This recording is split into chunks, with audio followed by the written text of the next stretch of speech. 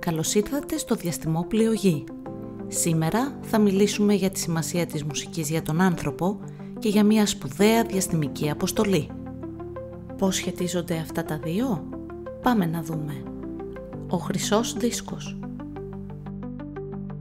Ο άνθρωπος, ήδη από τους προϊστορικούς χρόνους, ένιωσε την ανάγκη να εκφραστεί και να επικοινωνήσει μέσα από τους ήχους.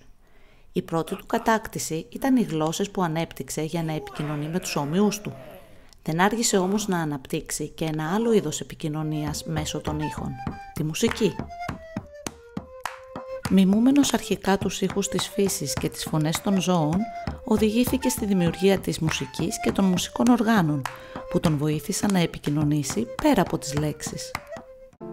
Αυτή η κατάκτηση του ανθρώπου θεωρήθηκε τόσο σημαντική, ώστε το 1977 οι επιστήμονες της NASA, μετά από πρόταση του αστρονόμου Carl Sagan, αποφάσισαν να συμπεριλάβουν στα δίδυμα διαστημόπλοια Voyager 1 και 2 δύο δίσκους φτιαγμένους από επιχρυσωμένο χαλκό, που ανάμεσα σε άλλες πληροφορίες που περιείχαν, όπως η θέση της Γης στο σύμπαν για παράδειγμα, περιλάμβαναν και 27 μουσικά αποσπάσματα από διάφορες παραδόσεις, ήχους φύσης, καθώς και χαιρετισμούς σε 55 διαφορετικές γλώσσες, συμπεριλαμβανομένων και των αρχαίων ελληνικών.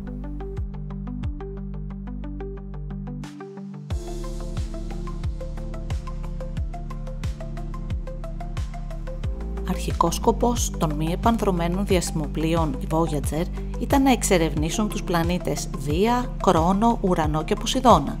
Η εξερεύνηση αυτή ολοκληρώθηκε το 1990, όπου το Voyager 1, αφού επισκέφθηκε τον Δία, τον Κρόνο και κάποιους από τους δορυφόρους τους, έστειλε τις τελευταίες φωτογραφίες της αποστολής, ένα οικογενειακό πορτρέτο του ηλιακού μας συστήματος, όπου αποτυπώνονται οι πλανήτες Αφροδίτη, Γη, Δίας, Κρόνος, Ουρανός και Ποσειδώνας γύρω από τον ήλιο, καθώς και τη φωτογραφία της Γης που έχει μείνει γνωστή ως η αχνή μπλε κουκκίδα, The Pale Blue Dot.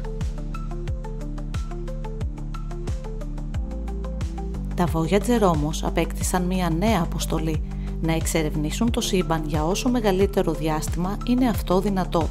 Σήμερα τα δύο αυτά διαστημόπλοια είναι τα μοναδικά αντικείμενα που έχουν κατασκευαστεί από τον άνθρωπο, που έχουν ξεπεράσει τα όρια του ηλιακού μας συστήματος και ταξιδεύουν στο διαστρικό χώρο, συλλέγοντας και αποστέλλοντας πληροφορίες στη Γη. Τα διαστημόπλοια αναμένεται να συνεχίσουν να στέλνουν πληροφορίες από το διάστημα στη Γη έως το 2036, όπου τα συστήματά τους θα πάψουν να λειτουργούν λόγω έλλειψης ενέργειας.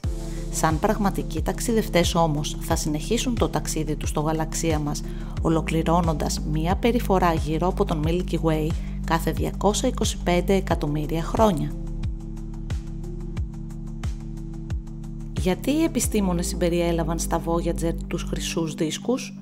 Ακριβώς επειδή το ταξίδι των διαστημοπλοίων στο σύμπαν θα συνεχιστεί για πολλά χρόνια ακόμα, οι επιστήμονες σκέφτηκαν ότι θα ήταν σκόπιμο να τη χρησιμοποιήσουμε για να στείλουμε ένα μήνυμα στο σύμπαν, έτσι ώστε αν ποτέ κάποιο άλλο νοήμονον τα βρει, να μπορεί να αντλήσει κάποιες πληροφορίες για εμάς.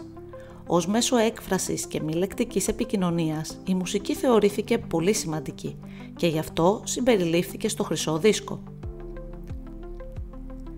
Φανταστείτε ότι είστε εσείς οι επιστήμονες σήμερα και θέλετε να στείλετε ένα μήνυμα στο σύμπαν.